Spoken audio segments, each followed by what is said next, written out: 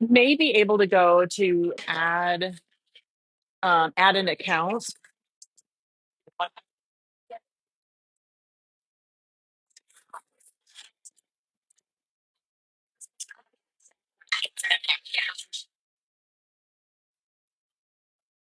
Can you all hear me? I have an earbud in.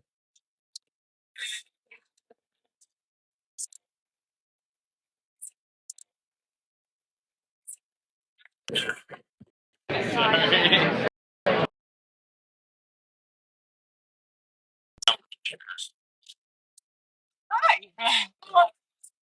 Do you have a seat? You want a seat? No. Why?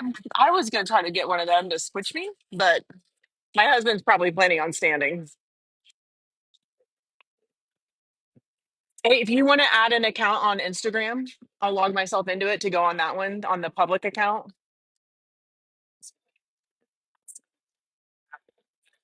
Oh, if you have Instagram, then I'll put you in on Instagram and I can put her in on Facebook. I'm so sorry.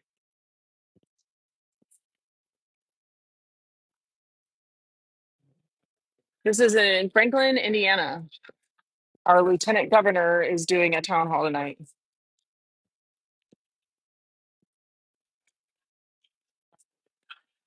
I can show you. Yeah, I can. I was going to do it on the public one. That way we can share it. Hmm, hmm.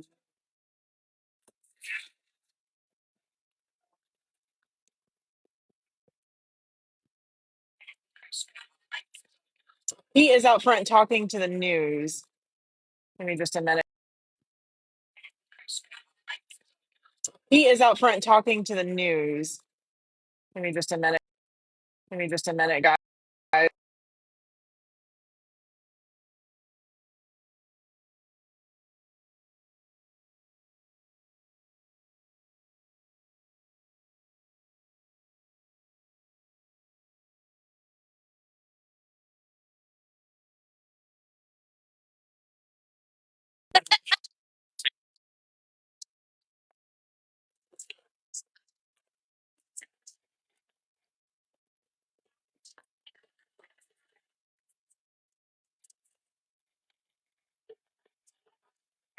Oh no, it's telling me I have the wrong one again.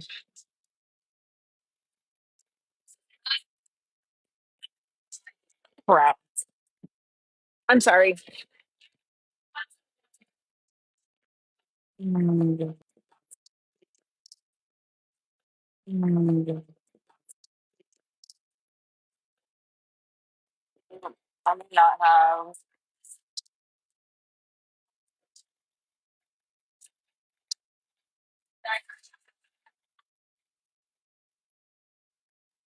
Okay, no, it should be just fine.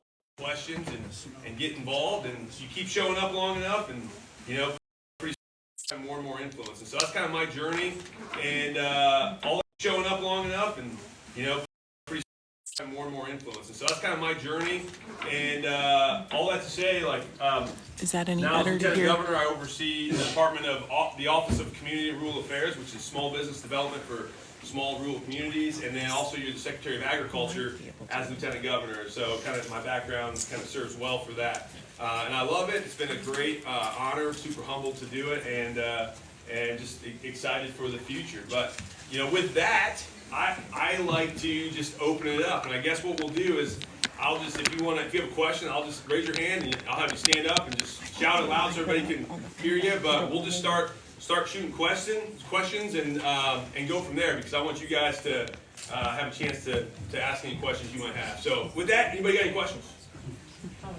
Okay, so I'll hand right back there first. First of all, before I ask you a question, I'd like to have a show of hands here of all the people that are registered Republicans. Raise your hands. Why? How many? Well, I want to know what this crowd consists of. We're all going to ask him questions. We know what he is. Why don't we know who we are? He is. Why don't we know who we are? What's the question you got?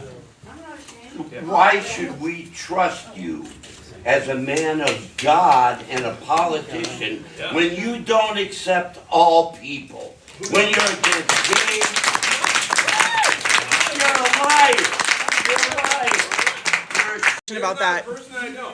Now, do I agree with everybody on everything? No, absolutely not. But let me just say this, in my church, so we would never turn anybody away from our church, no matter the lifestyle, no matter who they are, where they come from. Absolutely, we would welcome them, we would love on them. I would give you the shirt off my back if you needed something. I'm not going to ask your lifestyle. Listen, I believe every single person is made in the image of God.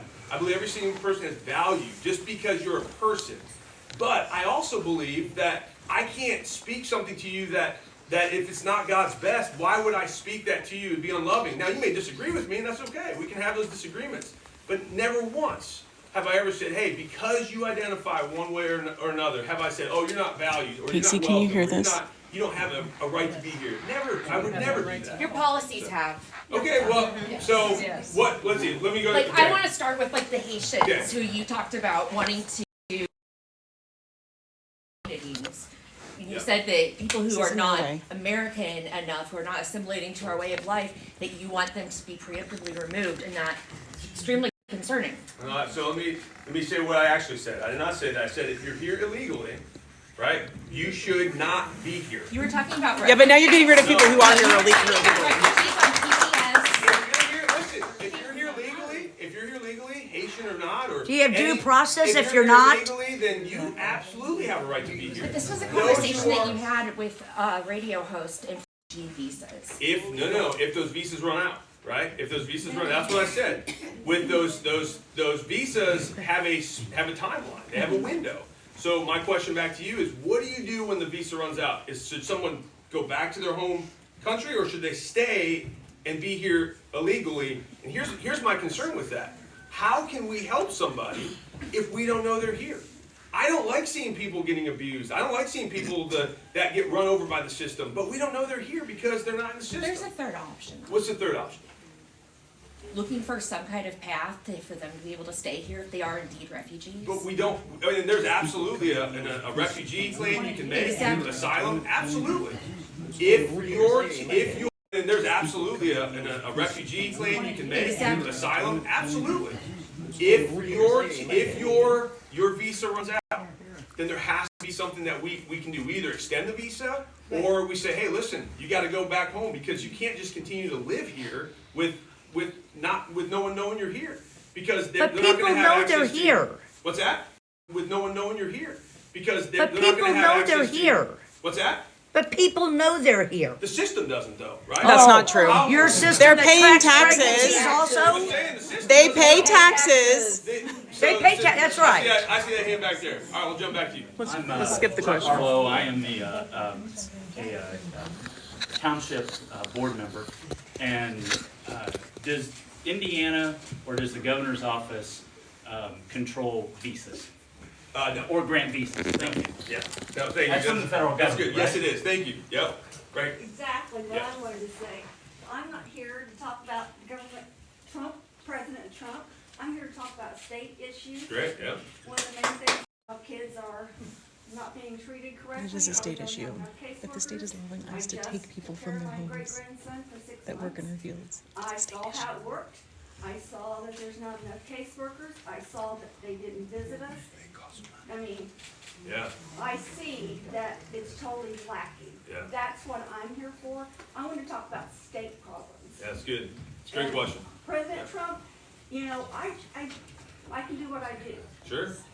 and that's all I do. Yeah. But I don't want to sit and argue here. Yeah. I want to talk about state Yeah, issues. absolutely. I've never been to one.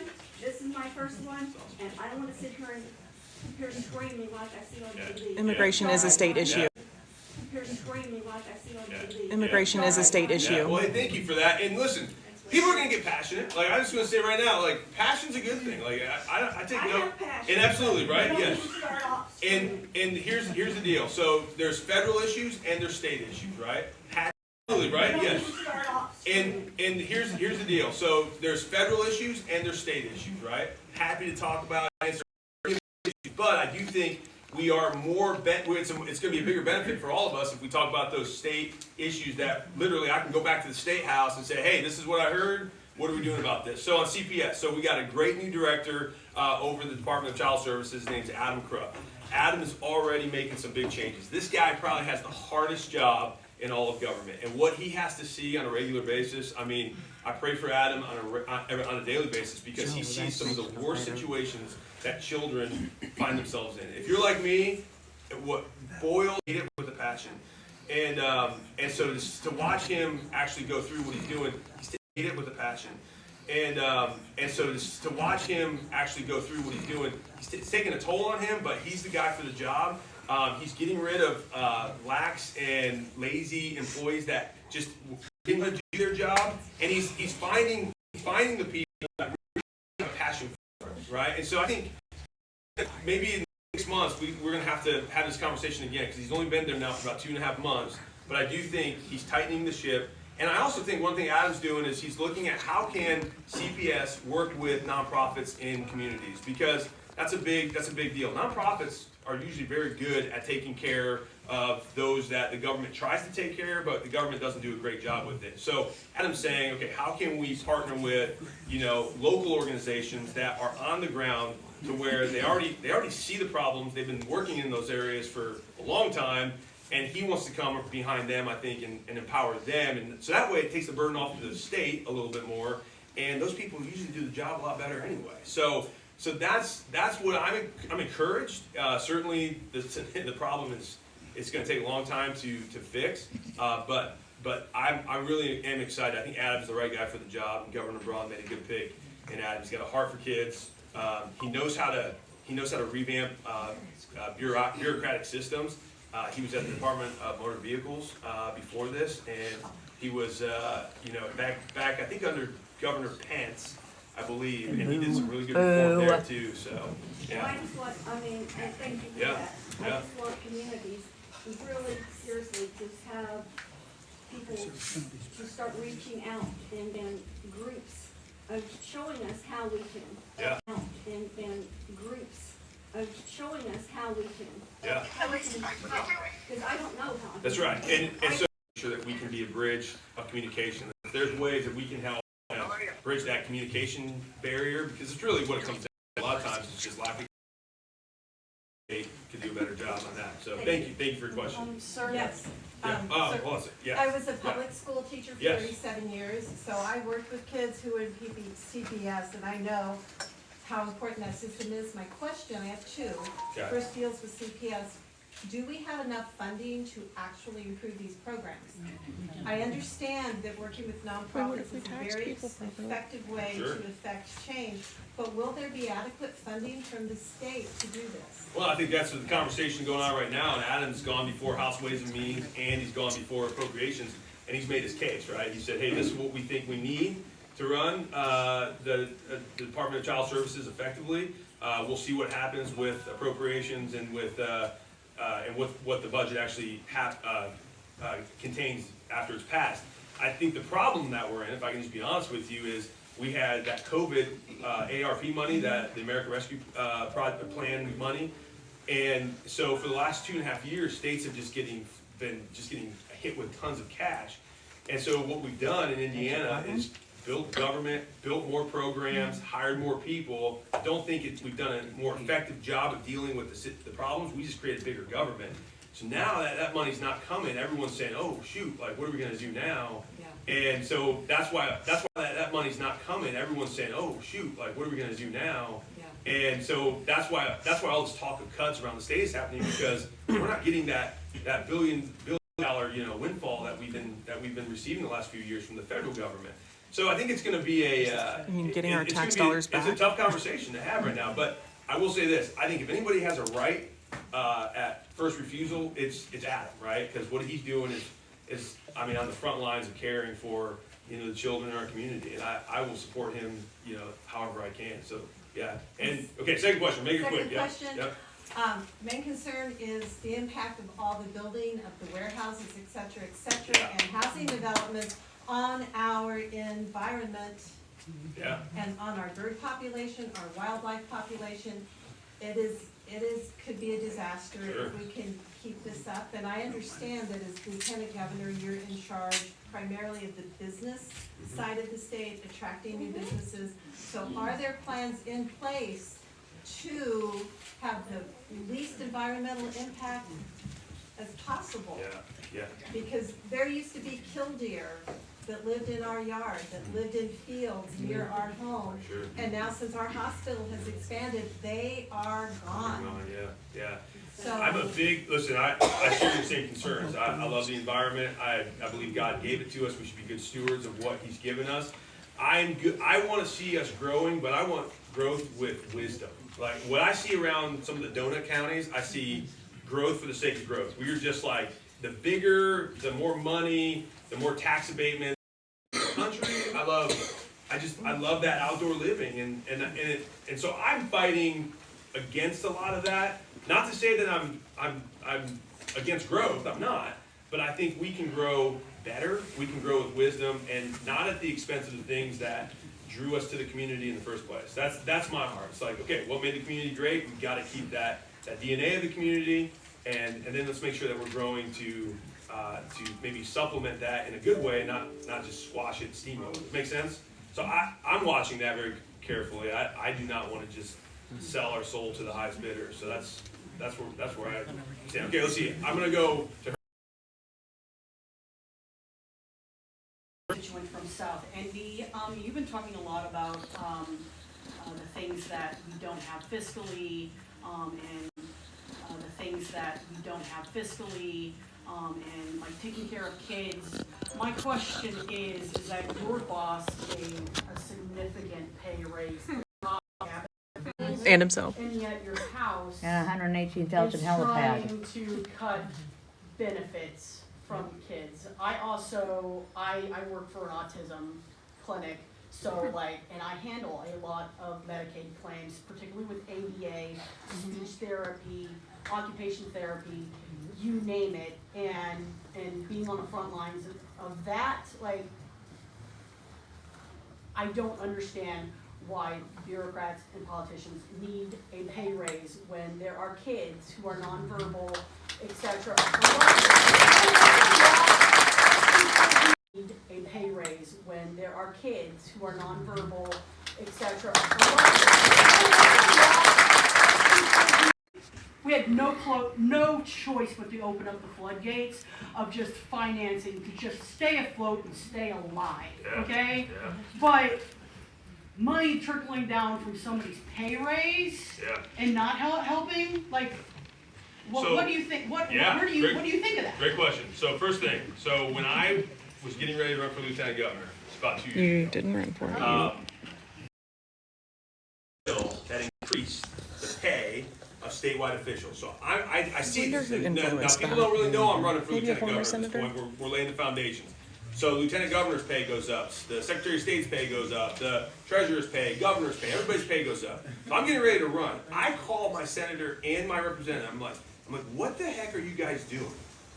Normal people can barely put food on their table, and you're giving them a pay raise? Like, this is the last thing we should be doing. So I'm the first to say, cry me a river if you're in politics and don't think you make enough, right? Like, you chose to do that. It's an act of service, right? So I've been very critical of that myself for a long time. Now, in regards to what the governor did with his cabinet, let me explain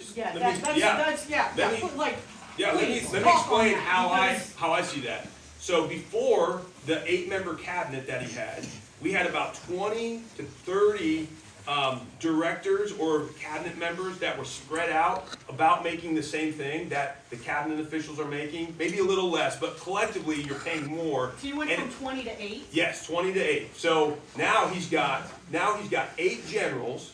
He's got 8 generals over these verticals. Now, if you're going to do something well, you've got to have good leadership. All right? I think it's actually going to save us money. And by the way, he gave the mandate to every single one of those secretaries in their vertical. We're not going to add your pay increase to this budget. You have to find the cuts in order to make your Woo, that makes sense, yeah. Cut somebody to get your pay raise. Yeah. Yeah. $5 billion. Where your house, Yes. the House Yes. voted to not give teachers a raise. Like Because they hate teachers and children. Powerful pillars to be the boss. I The get it. House- I so- understand. I'm not an idiot. Now, but I have to- it's where We just There's passed something in the somebody Senate, and I don't know the name of the bill. SB, I can tell you. There's a House bill in the Senate right now that would address pay increases for teachers, and it just went through yesterday. Address pay increases for teachers, and it just went through yesterday or today. What is today? Monday. Went through today. Are you going to tell your colleagues in the House? So hold on a second. So let me say this. So we have a $44 billion budget. We have a $44 billion state budget. That's our entire budget. $22 billion goes to education. All right, and then you got another $7 billion on property taxes that goes to education. So we got almost $30 billion going to education in the state of Indiana. How is it that we cannot pay teachers really well with almost $30 billion? How is it that teachers are still having? My mom was a public school teacher. My grandpa was a public school. Because we're quite Well, different. here, let me say where I'm going. If we don't have the money, Because we're quite different. here, let me say where I'm going. If we don't have the money, it's a spending issue. There are some school corporations that have 4 or 5 corporations in one county. You're paying 4 or 5 superintendents. They're 4 or big 5 enough to have superintendents. that. So listen, I think the money is getting stopped in the bottleneck of bureaucratic logistical nonsense. And so we've got to break through do that. something.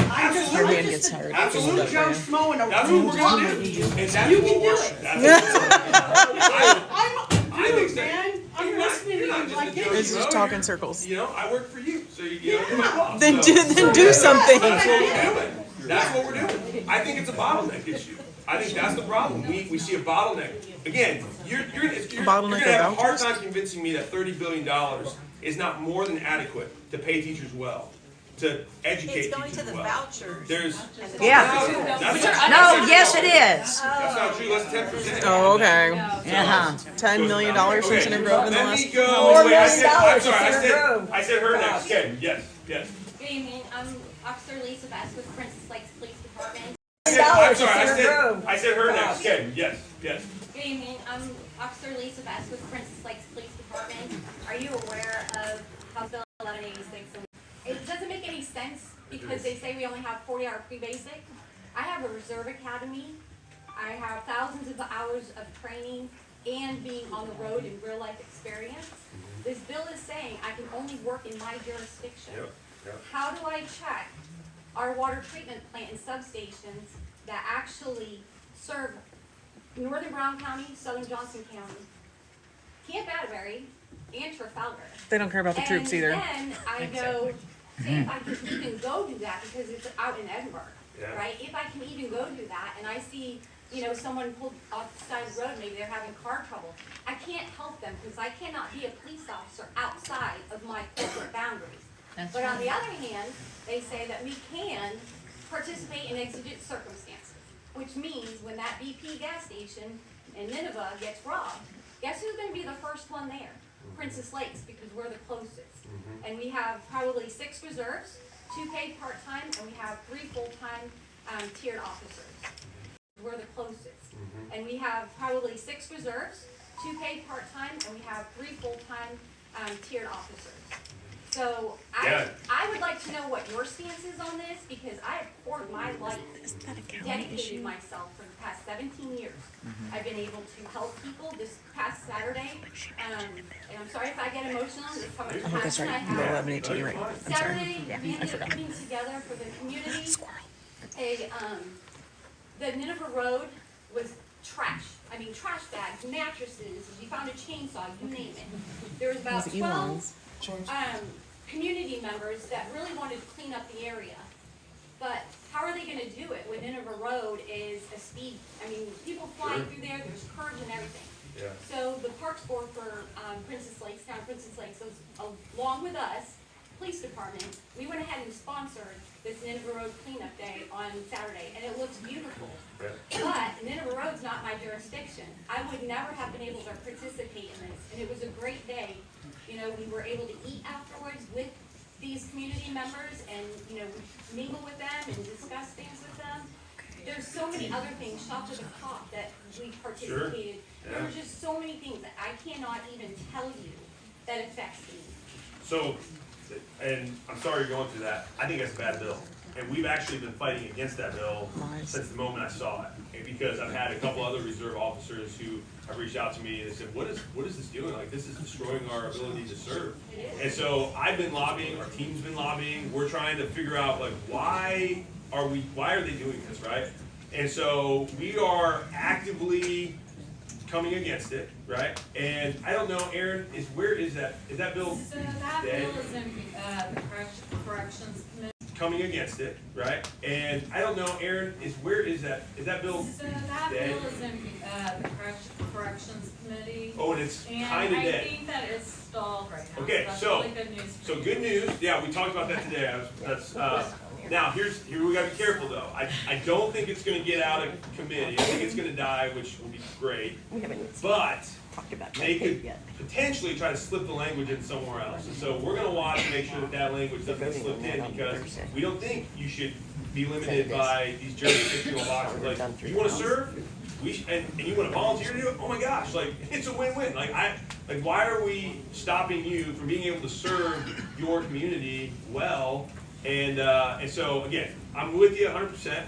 We've already been actively fighting against it, and we're doing our job. I'm talking to senators and reps behind the door. I've been talking to Yeah, good. I'm not giving up the fight. I don't care if it's stalled right now. I'll be right there with you. I'm gonna keep on, because Yeah. They can always tuck in an amendment. It's gonna affect response times for citizens.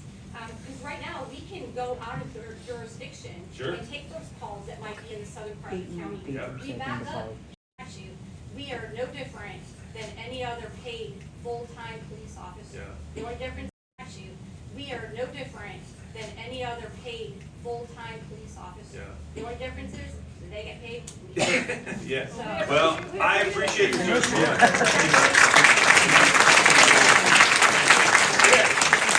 You are like really passionate, and I can't. Okay, so you like worked her way down there. So I'm gonna go to you, and then we're gonna jump back over there. So okay, right there. Thank you. Yes. Hi, my name is Ashley Stover. My question is, what are the chances that we can put a stop to the NDOT project 31 before it gets? He has no idea what she's on. Now, the corridor, the 31 court. Is that what you're talking about? Yes. Okay. Well, we've been following this too. I'll be honest with you. I don't know a whole lot about that project. NDOT's not in my vertical, but I certainly, if you can get with my team afterwards, I want to hear the concerns and figure out, because in the last 2 days, you're the second About the person that's NDOT brought that project to my attention. on the 31 so corridor. I'm glad you did that, and I'll be honest with you, I haven't really looked into the pros or the cons of it, but they also had similar concerns. They were like, we don't really like what's going on here. So don't leave without getting somebody on my team, especially Aaron right there. So we just, there was a new NDOT commissioner appointed on Friday, so we're gonna be scheduling a meeting with him just to see what his initiatives and goals are, but I would love to get more information. So you, just so I know, you're against it, correct? Yes. Okay. Yes. Okay, thank you for your question, Ashley. Yep. Okay, we're gonna jump back. There's a lady in the very back, next to the brick wall. You've had your hand up for a while. Yeah. Well, thank you for listening. And I need to amplify and reiterate what was brought up before about cutting for ABA support for autistic children. I am not a mother, but my mom was a educational support for disabled children, worked with a whole group of them. Those kids remember her 20, 25 years later. I had an IEP the entire time I was in high school for OCD and complications of that nature. My brother is autistic. He had an IEP. We're success stories from the IEP program, from the funding for that kind of support in the public high school system.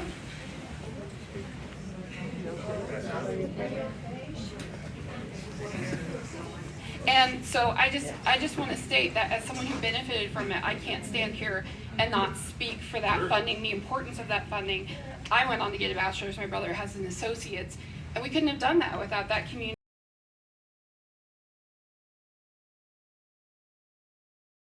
supports.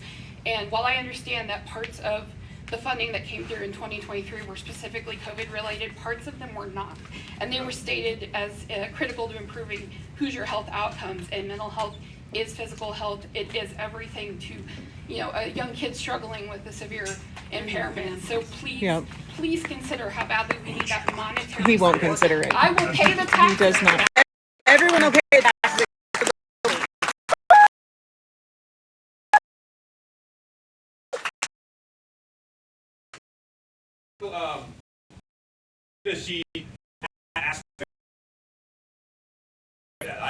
Just from everyone that I've been talking to, I'm lobbying for it as well. I think that's part of the government's job to take care of those. And this is that special education, educational assistant right here with me. Well, and we want to make sure that you have what you need to be able to do the best job you can do when you're serving that community. I love that community. I've worked with that community as a pastor, as a youth pastor.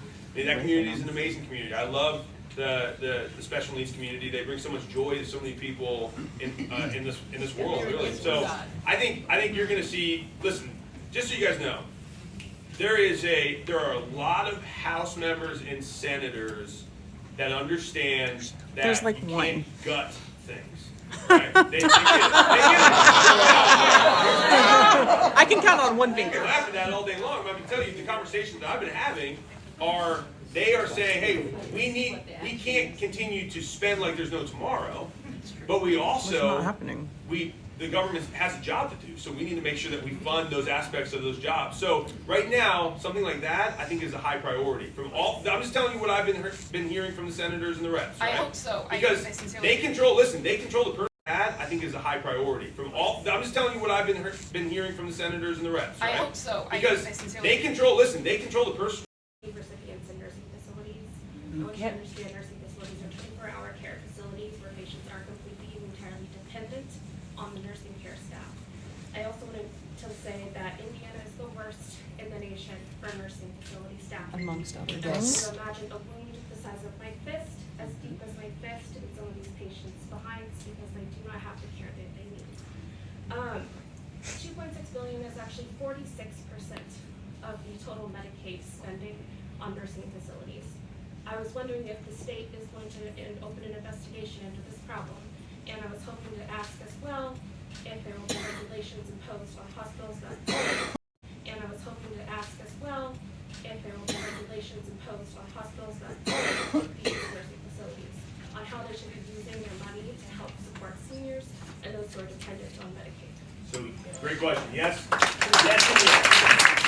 So, we'll be looking into investigating that. Absolutely. I know the conversations are already happening, and then there have been a lot of bad actors in the world of healthcare. I think we all probably agree with that. What Governor Braun's one of his passions is transparency within the world of healthcare. And so when you kind of shine a light on the problems, it's amazing how quickly you can get things fixed. But when people don't know that it's there, then you can't fix it. So I think, again, I'm just telling you the conversations that I've been privy to, that specifically is like, okay, what are we going to do as a state to address that lack of funding, right? And again, I know it's from Washington down to the state level, it's all about, cut. But again, we're saying, okay, we can cut, but we need to make sure that we fund the critical pieces of our state. And again, like that's this is another one. Lack of funding, it's that the hospitals intentionally diverted funds away from seniors and others. Exactly. We're dependent to build new hospital buildings or hospitals that are due administrative costs, which is needed. Patients who are legitimately dying from sepsis and things that they're getting in these care facilities. Oh, trust me, I go after these bad actors in the healthcare world, these hospitals that have billion-dollar trusts, right? And then they're nonprofits, right? And do the air quotes. They're not nonprofits. They're for-profits. They're gaming the system. They're using their nonprofit status to just continue to raise prices, build new facilities, and people like that get hurt. Again, I will be the first to criticize that all day long, and I'll do anything I can to make sure that those bad actors stop doing what they're doing. Governor Braun too. I'm telling you, he is very passionate. That's like the one thing that I can tell you. He's super passionate about that healthcare reform. He's absolutely not and so passionate about it's a big problem. It's complex. I wish we could fix it overnight. It's probably gonna take a little bit longer than that, but we're working on it. And so, yeah. Governor Braun did something common with conversation. No, Braun hates you to be Sure. Braun doesn't like How them. about not spending millions of dollars on a helipad?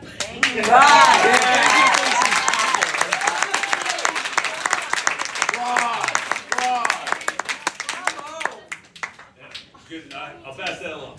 When the state employees can't work from All home. right, Bert in the orange. To go on yours, as a senior, I'm afraid that my little bit of money won't last. And we're hearing Medicare, Medicaid is in jeopardy severely, if not gone. Yeah. And I want to know what the kind of pre-planning the state is doing to help us as Indiana residents to survive or at least get buried. They're not planning anything. So, question. So, I'd like to see, especially for the older generation, exemption for property taxes. I mean, I think that would be really that would be a big piece of it. And we can start down the road of property taxes. She lives in she doesn't own a home. Yeah. So, but again, when it goes back to, is your specific question on the Medicaid funding? I'm wanting to know what branch, what agency is doing the pre-planning for the worst case scenario, which sounds like it's coming. They're not planning it all. Just for clarity, what is the Well, because Medicare, if They're not being able to survive. from the federal, how are we going to handle the seniors and the medical problems that we are going to be encountering if we don't have the nurses and we don't have the facilities and we don't have the backup in our senior care places? And where can I go on the state website and follow what might be coming down the pike for us? Yeah. So as far as the federal stuff goes, I'm sorry, I don't know what's going to happen with it. Like we're kind of in the dark, just like you are, when it comes to the federal cuts. But I can tell you this: one of the things that I do think I'm going to go back to, if the government can't help you, who in the community can? And I think if we rally the troops around the nonprofit world, right? Like I've been No. Your churches don't need to be doing that. He wants his churches to step up. I pay in, you're gonna pay me back. I'm gonna tell you right now, the government does a terrible job of helping people efficiently. Wait, a GOP supermajority does a terrible job? Shocking. So, what I think would serve you better is to say, hey, how can we Privatize connect the nonprofit world with the problems of the community? No. I see that. They work better. You're cutting out for profits funding. All the time. I work with them all the time. And they serve better, they're more efficient, they meet the needs. So you connect the nonprofit world with them. Again, if you want to keep relying on government, by all means go for it, but what happens? You are relying on government. When Medicaid gets cut from the federal government. So what I'm saying is, here's a solution. Like, if that's going to come, and we can't stop that, then let's find a way to where there is a safety net. Well, you're for it, so it's hard to make it stop. No, I want you to address the 750,000 people that are going to be in problems when Medicaid in Indiana, SB 2 is signed into law. Okay, and listen, I think there's going to be, you're jumping the gun. I think there's going to be a lot of reform. The budget's not even done. It's going to committee Thursday. Okay, and listen, I'm telling you, from the conversations I've had with reps and senators. That's not what we're hearing. That's, well, okay, but I'm there every day, and I'm saying, listen, I had a conversation with the senator who even said, he said, listen, we're not gutting. I'm not going to tell you that because, of course not. But because he didn't give me permission to say. But did you I'm going ask? to say, but he did say, he said, we're not going to gut things like that. So why don't we wait to see what happens? So I mean, why are there's you a lot, wasting all this time talking about it in the State House if you're not going to do it? We're doing it. Like, this is the So conversation. you are going to cut the 750,000? No, I'm saying we're having the conversations with people to say, hey, make sure that the critical pieces of funding actually get funded. It's not happening, huh? That's not happening. That's not happening. Okay, all right. Okay. All right, let's go back there. Mocking the people who pay his bills. Yep. Good job. Well, I've got three things to say on the three different topics that we're talking about. Number one, I do take an exception to the comment that you made about CPS employees being lazy. I'll be honest with you, these people have been overworked. They have There's some in government that no too. one can possibly keep. That's not the issue. Funding has been the majority of the issue for that. And also, that's not the issue. Funding has been the majority of the issue for that. And also,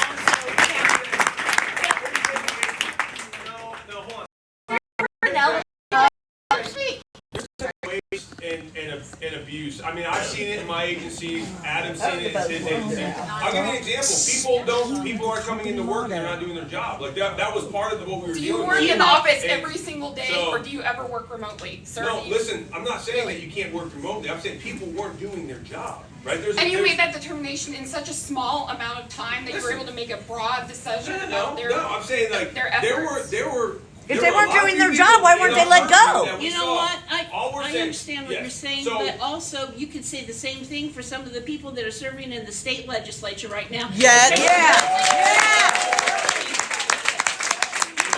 Diego Morales.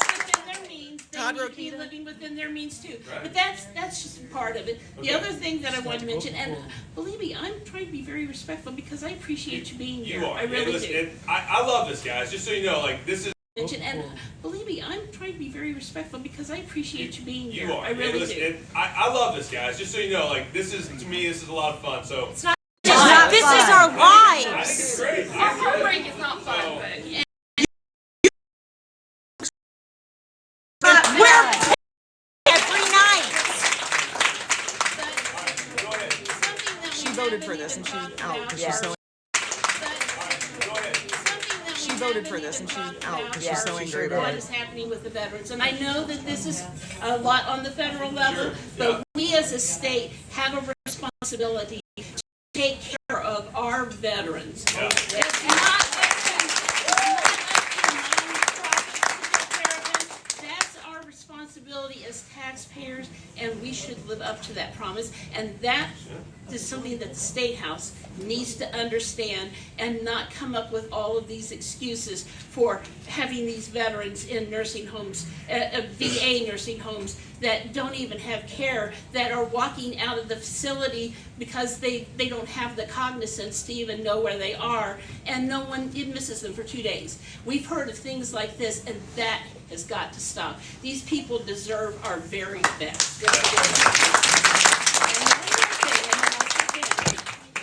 And this has to do with, you were talking about how important the funding is for special needs in public schools. That's true. However, when I was serving with special needs children in the school system, this was back 11 years ago, we had something that was called No Child Left Behind that provided the funding for people like me who was a parent to come in and work with these kids and get the training necessary to help them live their best lives. Now, that should still apply, and it's not.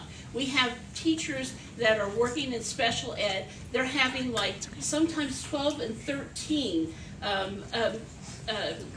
kids with autism, and they have one aide to help them, and that is not nearly enough.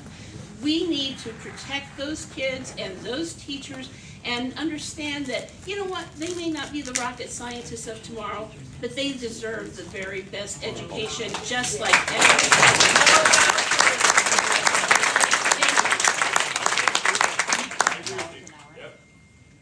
My name's Paul Dezay. I'm also a pastor here. Please stand. Stand and talk louder. They want to make sure you're on My name's camera. Paul Dezay. I'm also a pastor here in Indiana. And my congregation is made up of people from all walks of life, veterans, single moms, immigrants, LGBTQ plus youth, seniors on fixed income, children with special needs, and many people with mental health issues. And every week I sit with them and they're scared. They're very scared. They're scared they're going to lose access to health care, education, simply the dignity to be seen and valued. And as a follower of Jesus, I believe we're called to love our neighbor, not just the ones that look like us or talk like us, but all people everywhere. Amen. Everywhere. Micah doesn't know anything about that. And I agree with you. Everyone is created in the image of God, and they deserve value and safety and love. And that's why I'm concerned when I hear political leaders use language that dehumanizes others and proposes policies that threaten the most vulnerable among us, especially those in the name of God, the God of love. Language like demonic, Jezebel, vile, and people that justify violence and call people that storm our Capitol sent by God. So my question is this: how follow Jesus, who welcomes has the hurting, laid down power, the policies that aim to punish the marginalized, silence the dissent, and privilege one religion over another's? Where is the love in that? Yeah, love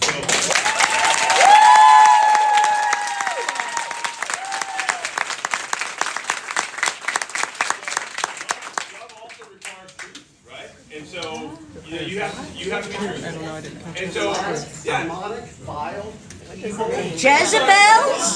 There is evil things in the world. Do not call You are evil. There is evil things in the world. Do not call You are evil. evil and demonic. No, I did not. I did not say that. Quoted on that on a podcast. That's not what I said. It is. Oh my God. No, I said there are evil. There's evil ideology. There are evil things. I don't. It's the you. people are loved by God. I separate some of these ideas from the person. Right? I'm not going to attack the person, but I will call out the ideas. I will call out those things that I believe are wrong and that are destructive. Listen, there's a quote that I hear often. It's that ideas have consequences and bad ideas have victims. And so when I see a bad idea, out of love, I'm compelled to call it out as such. And so that's hey, listen, And it's people's you can identities. agree or disagree. But I think so. You're saying that I don't have a right to say, hey, that's a Not as a lieutenant governor, you don't. Actually, I still do have a right. No, you do not. You do not. I'm compelled by love. If I believe something is true, to speak the truth. Am I not? Your love is weird. Yeah. Hate to be in your lover. But that's not. What about the pronouns? That their love. Those people need to know their love first. Absolutely. Right. By calling people. Those people need to know their love first. Absolutely. Right. By calling people. I say, hey, listen. I think the idea that you have, the ideology that you bought into, I think that's the problem. And I will always tell somebody, say, hey, listen, you're fearfully and wonderfully made. But it's who they are. It's not an ideology. You can believe it. A lifestyle is not an ideology. An ideology. You can believe it. A lifestyle is not an ideology. I believe that listen, you can say that's who they God are. loves I can also everyone. say, no, I think Yes, that's it is that that's guy. not who they are. That God has something better for Judge, them. no.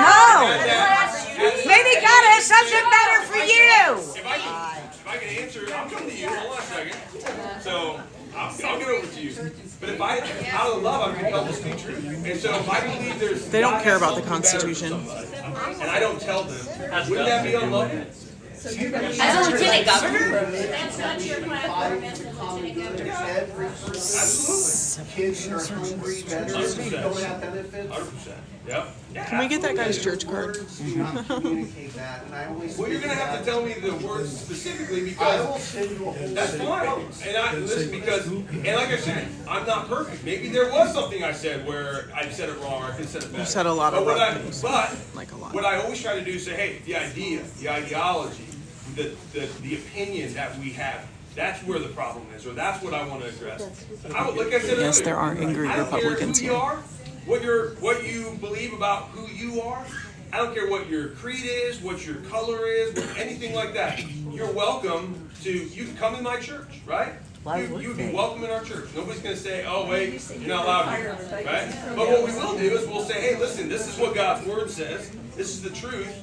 And this is what we believe, right? Now, you can disagree with it, and that's totally fine. That's your right to Lieutenant do so. governor is also your job, not just pastor. Right. But- Well, you're a pastor, you can say whatever you Lieutenant want. Governor should be somebody. No, it No, no, should, no. separation.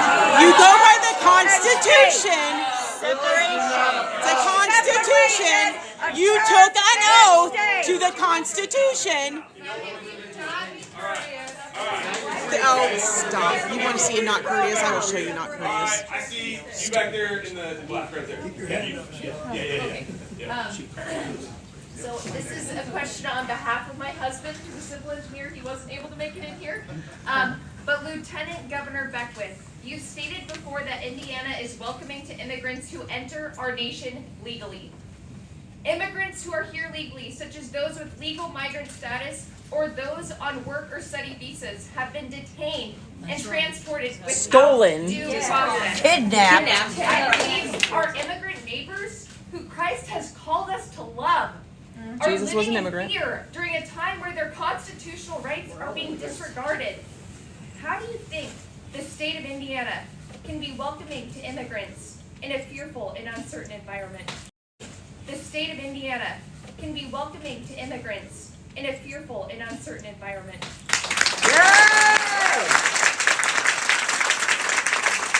If you're here legally, you have every right to be here. Then why are you getting rid of legal? Why are you getting rid of legal people? Can we talk about state issues? Can we talk about some? It is.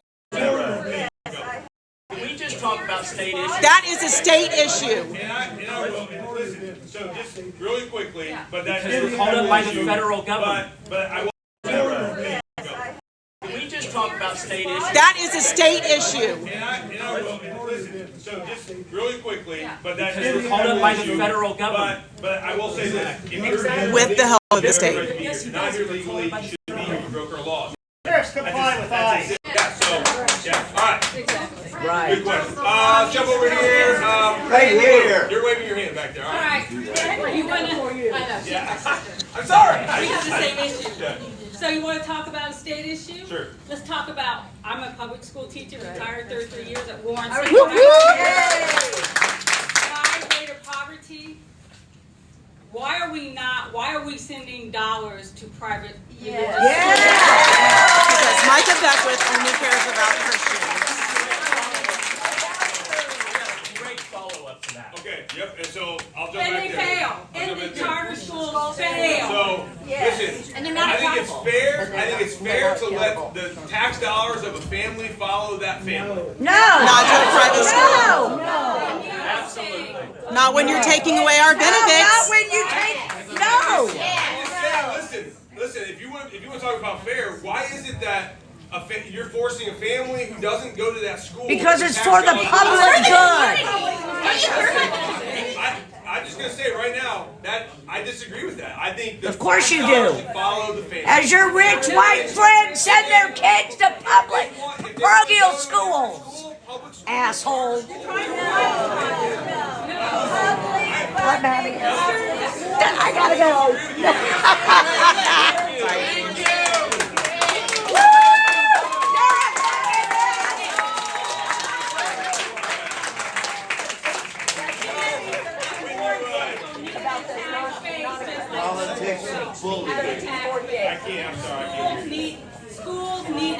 equal funding.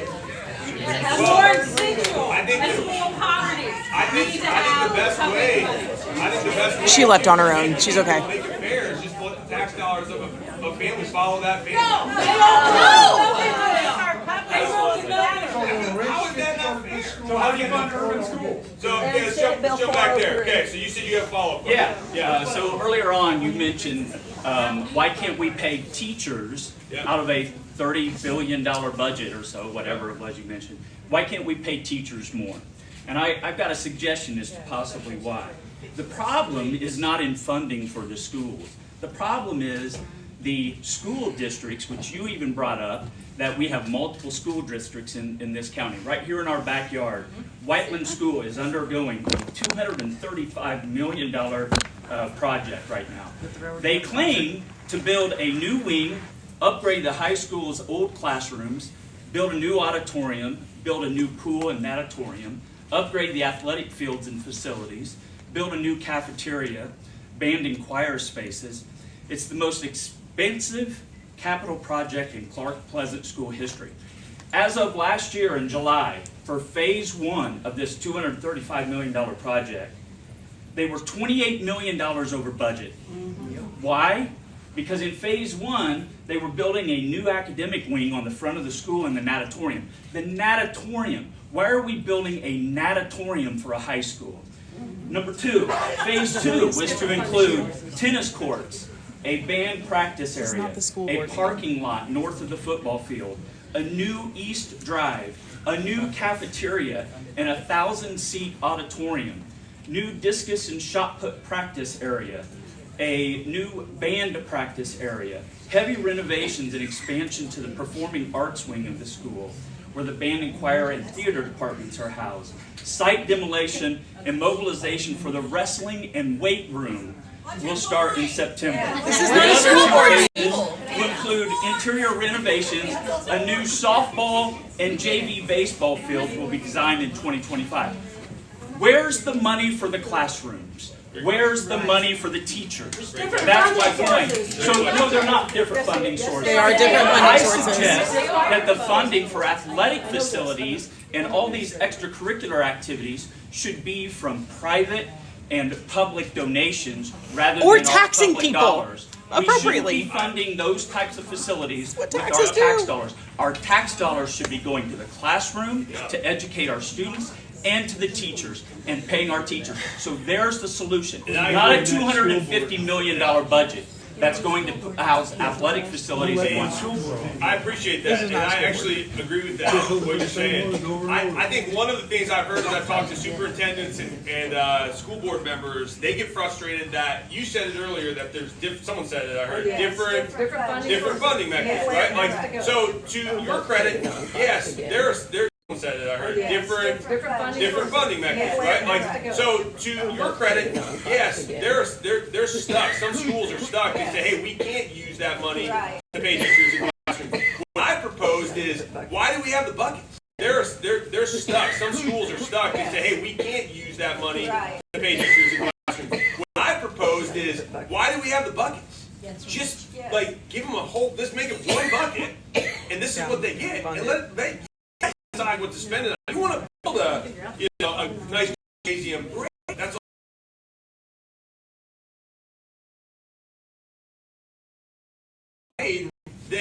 Then you guys can say, okay, well, we probably maybe shouldn't build that auditorium, and then we can make sure. We are building and spending so much money on facilities. It's egregious. And up in my area, the same exact thing. And that's got to stop because it's not helping kids. It's not helping teachers. We don't have a money problem. We have a spending problem. Right. And I will We say also have a that tax over and over. problem. 30 spending problem. Right. And I will say also have that a tax over and over. problem. $30 billion is what. That's what it is. $30 billion out of our entire state. Like that's our budget. That's what's going. It's going to education. 22 from the state budget. 7 from property taxes. We're seeing something that it's just got to stop. We got facilities and expect that you know, it's gonna be okay, and there's not gonna be any consequences. I'm so tired of hearing about these vouchers. Hey, I put kids through public school and private school. I paid for my kids to go to private school. And I can tell you right now, how do private schools fund them? Fund their facilities and their teachers and extracurricular activities? They do it through private donations. But it's a private school. They raise the money through the private donations. The vouchers, I've seen hundreds of kids who are poor and who get these school vouchers that have great educations because they get those school vouchers, and I'm all for it. I'm all for my tax dollars going to those school vouchers and paying for those poor kids to get them out of the failing public schools, because I've seen them succeed. Why are they failing? Why are the schools failing? I've seen both sides of it. Yeah. No, I thank you for coming. Yeah, we're gonna jump back here. We're going in the middle. All right, you're from the library. Me? Yeah. Oh, yeah. Do you like my shirt? I wore it in your honor. So if public tax dollars from schools should follow the kids around, how come our Medicare and Medicaid and Social Security dollars don't follow our seniors around? Well, again, that might be a great idea. Listen, I'm not against that. I think you're acting like that would be something I'd be against. I think it should. You are against. No, I'm not. You're not against helping senior citizens leave? When did I say I was against helping seniors? I want to help those who need help. Like, again, it's a complicated issue. If we can make It's not complicated. It's not complicated? No. We should run for office. I have twice! Listen, again, and here's, like, this is why we hold town halls, is because we want to say, okay, are there solutions in this room that we can take back to the state house? So, but I'm not opposed to tax dollars, following our seniors, following our veterans, like. But cutting the funding cuts their money. They paid into it. It's their money. We have all paid into it, and same with public school funding. Yeah. All right, we're gonna jump over here. Okay. Yes, you right there. You're so passionate. So passionate. Yes, I do. You mentioned how hard it is for people to put food on the table. And I know everything needs funding, but our property taxes, the rates have the rising, has got to stop. She's not paying attention to the And two, symbols. if all this funding needs to be done, then decriminalize marijuana and tax the hell.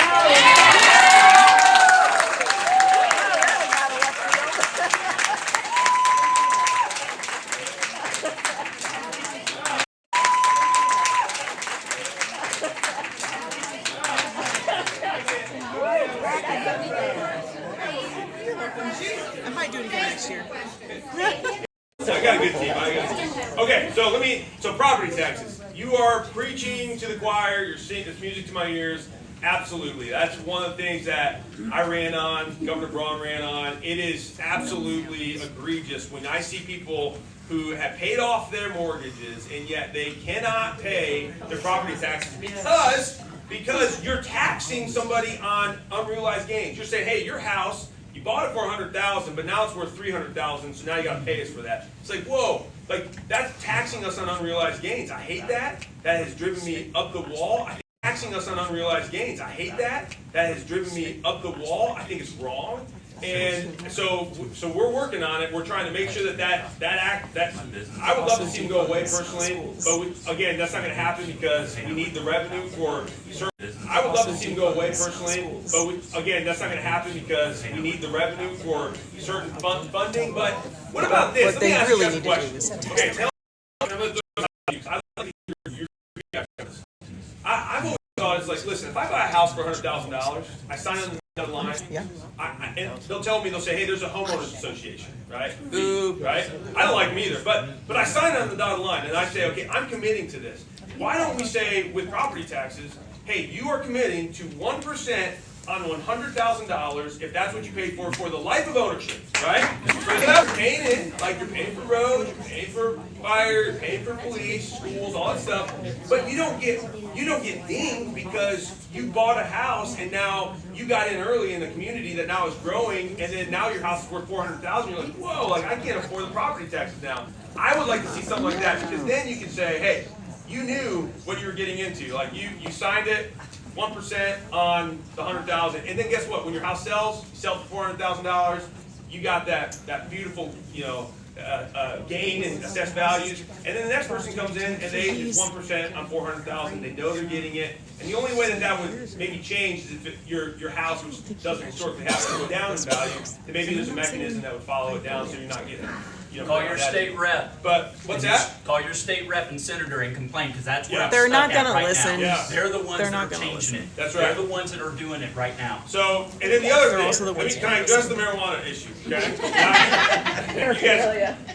You guys really got excited about that one. So first of all, it's federally outlawed right now. One of the things that you got to be careful is when what happens when we decriminalize it, but then the feds have now you have this superiority fight that's So going this on. can't go to the states, but other things can go to the states. Hold on a second. I get it. I grew up in Michigan. Michigan So you're an immigrant decriminalized marijuana. They said the same thing. They said, hey, we will tax it through the daylight. You're going to get new schools. You'll get new schools What built. he's about to say is right? You know how many schools they've built since they've done this? I know this because it's where my family lives. 0. Hasn't happened. That's not true. Every time. Listen. What did your lawmakers tell you when they put the gas tax in place? They said we're going to fix the roads. We're going to fix the roads. Right? What did they tell you? Like I'm telling you guys, they will always. You should all remember that the GOP is the one that he's talking about. Fix this problem, and it never does. We want it. You work for us. So, yeah. So, but all that, and they've said, hey, it has created so many more problems that cost the state more. No, that is not verified. That is hearsay. That is hearsay. Cite your source. I've seen those experiments. It's not helping those states. It's actually hurting those states. No, Now, that's not true. What about medical marijuana? I think that should be fine because here's the deal, like when a doctor's involved in this, I think there's some great aspects to marijuana that can help people with Parkinson's. It's natural. It's natural. It's not like it's a synthetic drug. Then when are you gonna do it?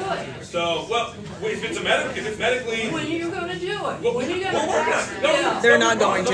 You know what? Indiana Governor Normal Brown's already has pushed a that. full-time Okay, legislature, and want the a full- legislature will not listen to him. A full-time lobbyist. Indiana Normal has a full-time lobbyist. You know what Governor he gets Brown's- from the state legislature? Governor Brown's working on it. Nobody No, he's talks not. to us about that, which Can't is even pass the completely paraphernalia law. bullshit. Okay. Gotta go to you. All right. Yes. Yes. So my name is Keely. I know a few familiar faces in here. So I'm a mom, and I have worked in libraries for 22 years. Oh, the libraries. Yes.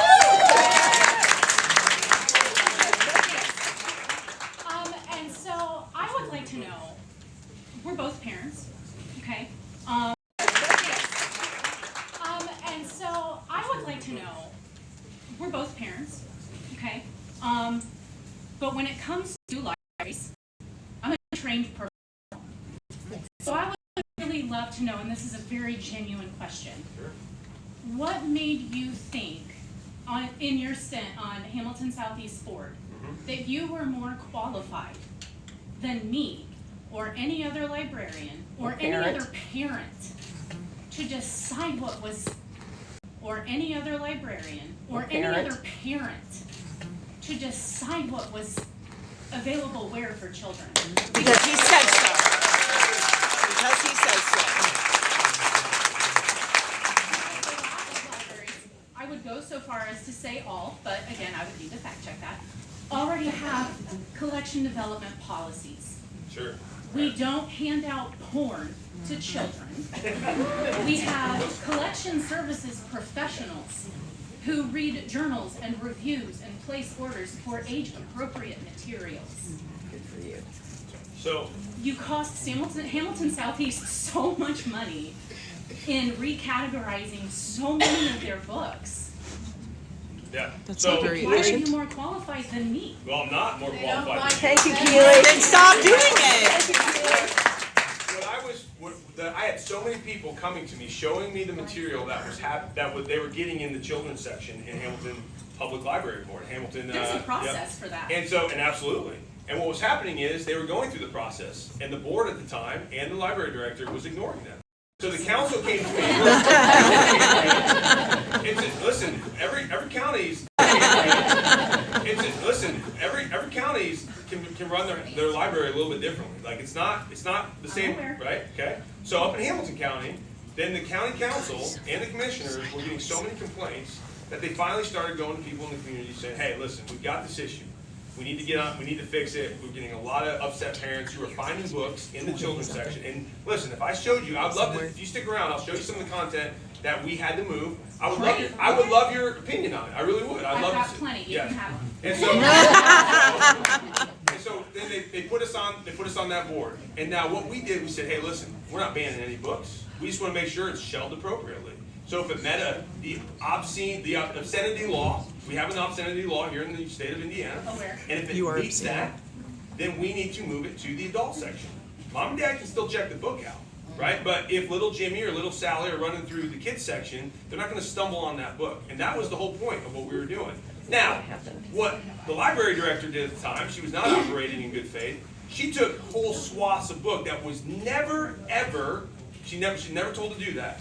It was book by book basis. We didn't want swaths of books, but they took huge sections and moved them. Why? So they could call the press in and say, look what we're being told to do. That's exactly what happened. That's exactly. I know. I said boo too. That was exactly what happened. And so what were they supposed to do? Just wait for each individual book to be complained about? Like we had a process. What did you do? We had the process for over a year. It was a year-long process. We were saying, hey, we're not going to fix this overnight, and we don't expect you to fix it. We had the process for over a year. It was a year-long process. We were saying, hey, we're not going to fix this overnight, and we don't expect you to fix it. Disappoint you, but I got an easy one.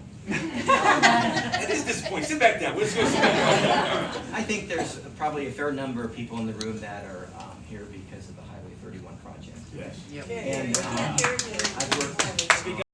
Yes. Yep. And I've worked. Speak up. A couple years. Excuse me. I worked a couple years with NDOT and the city officials, and the more I've looked into it, the more concerned I am about it.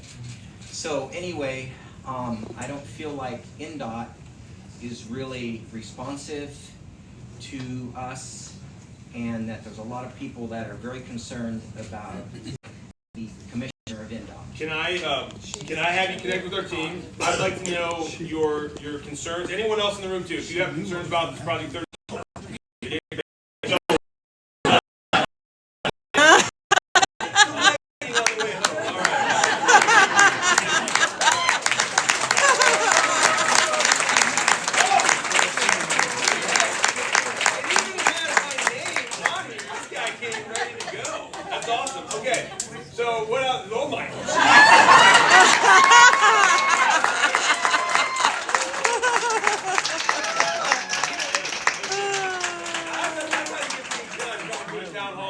So all right, so we'll take a look at this. He came prepared with paperwork and presentation for him about the NDOT thing. And just say, hey, I want to drop something off to you. I want you to see it. The concerns obviously are valid, and we just want to make sure they see it, right? We want to make sure you're heard. No guarantees that it'll change anything, but it's a first step. It doesn't look very good. Okay. Okay. So. Can the youngster talk? Yeah. That's, thank you. Yes. Okay, youngster. Yes. Yeah. I wear my age very nice.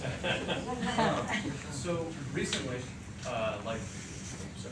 last week, you posted on your Micah Beckwith for Indiana, Facebook page, a picture of my former high school classroom and my former high school classroom's teacher with a feminism flag and an LGBTQ pride flag. And then it went off right there. But in the title, it discussed how Senate Bill 287 was in play here, how we are avoiding political agendas for the sake, that LGBTQ students are attempting to incite a political agenda as opposed to, share their identity, and that gay, and in a former statement, you had said that the words gay and oral sex were both Marxist agendas. Like, it's just simply not the case, right? Yeah, I mean, I assume you agree. Yeah. But in any case, how is Senate Bill 287 supposed to help our kids in like education? How are they supposed to feel safe in an Indiana public school? So how is the bill that forces teachers to basically out their children, transgender children by their dead names to their parents and their actual chosen name? How is telling that to our parents going to be effective in making our students feel safe in the state of Indiana as opposed to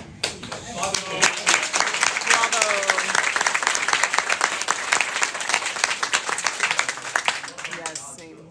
Okay, so you're saying you want to hide things from parents? No, that's not what he Don't gaslight. Don't gaslight. No, I mean the parents have every right to know what is going on in the life of their child. No, not if it's going to get them hurt at home. If the school is even remotely hiding anything from mom and dad, I'm going to fight that tooth and nail. Like they should not be hiding anything. Right? No, it's not that simple. What you do is bring mom and dad into the conversation so that they can address whatever the problem might be. It's not a problem. Hold on a second. You're assuming that mom and dad have dangerous motives. Not always. It's not a problem. Hold on a second. You're assuming that mom and dad have dangerous motives. Not always, right? But sometimes. And that's when you get CPS involved, right? What? Now CPS that's now Listen, and by the way, on the flag issue, what I was saying is the flags that should be in schools are the American flag and the state of Indiana flag. That's right. God forbid anyone feel welcome in a school. The world aren't welcome in the schools. Hey, we're not pushing that. Like all the other stuff should just stay at the door. We should teach kids the basics of education. We should keep mom and dad in the loop. And religion out of it. We should have people who have like you want to fly the American flag or the state of Indiana flag, that's great. But that just keeps all the agendas out of the classroom. All of them. Okay. So you said it's not. It just keeps all the agendas out of the classroom. All of them. Okay. So you said it's not an agenda inside. I've seen teachers who try to do that. They get told you can't have that flag. And they say, well, it's my identity. It's my identity. Identifies with. So you're saying their identity is not welcome. That is a religion and not. No, it's an identity. No, it's not. No. And it's a choice. Separation of church and state, the establishment clause. So what I'm saying. So hey, what I'm saying is, I think it would be easier and it would create more unity within our schools if we just had the American flag, the state of Indiana flag, and that's it. If we just basically said, hey, everything else. And hey, everything else. That's what. Okay. So I think that was two. Let's go. Okay. We'll go back there to Justin. Thank you, Lieutenant Governor Beckwith, and thank you for holding the town hall. My friend Nathan and I couldn't be here tonight, but First Lady Casey DeSantis of Florida shared my story last year about why I like the Hope Florida initiative. And recently, Governor DeSantis said that he would like to see that nationwide. And This I'm a isn't young planted at all. who's on the opposite spectrum and defy the odds. My friend Nathan and I have the respectful suggestion to you and Governor on the spectrum and defy the odds. My friend Nathan and I have the respectful suggestion to you and Governor Braun. We appreciate everything you do. Could we do an initiative like that here, and could we call it Empower Indiana? Hey, listen, I'm all for taking a look at it. I think if Florida's behind it, If Florida's behind it, we should run the other direction. Like literally run the other way. Great job, Justin. So I would love to see that, and I think Florida's got a lot of things going right for it. Okay, all right. That was three. Wait. One more. Just give me one more. All right. Okay. This lady, she's been holding up both hands for the whole night, so I got to give her. Yes. All right. There you go. Okay. First of all, I am a 40-year public school teacher. I want to say to the pastor over there that when I'm a first grade teacher, kindergarten, first grade, and when I was teaching, I could see that I had little students in there that were different. It wasn't ideological. It was, that's who they are. Yes. And as they grew up, I see them in today's world, and yes, they are gay, or LBGT, whatever you want to call that. But the other thing I wanted to push is, I came here for vouchers. I can see the harm that it is doing to our public schools, and I really worry. Most of these vouchers are not given to the children in need. They are given to private schools whose parents make, some of them, $270,000 a year. As a public school teacher, I have never made that. So I think this, and most of them, you can look at the percentage, most of them are going to higher income families whose parents make, for a family of 4, mother, dad, children, they can go up to $278,000 or something and still get a voucher. Well, now they want to get rid of I it. just looked it up online and it said 270 something. So they're going to ruin our public schools. And you said that you care about our children and that Governor Braun cares about our children. But which children are you caring about? Their own. The wealthy ones. The ones who fund their campaigns. These private schools will not take our little children that are in special needs. No. They will not take the low-income students. We will be left with them to educate them because we take them all. And lots of funding. And so our funding is going to be cut drastically because this money, which is public money, to go to public schools. If these people making that kind of money want to send their child to a private school, they can afford it. So you're going to want $4 million. Especially when they're not being taxed because they need everyone else. I'm going to say, go back to, I believe it's fair to let the tax dollars follow the family. No.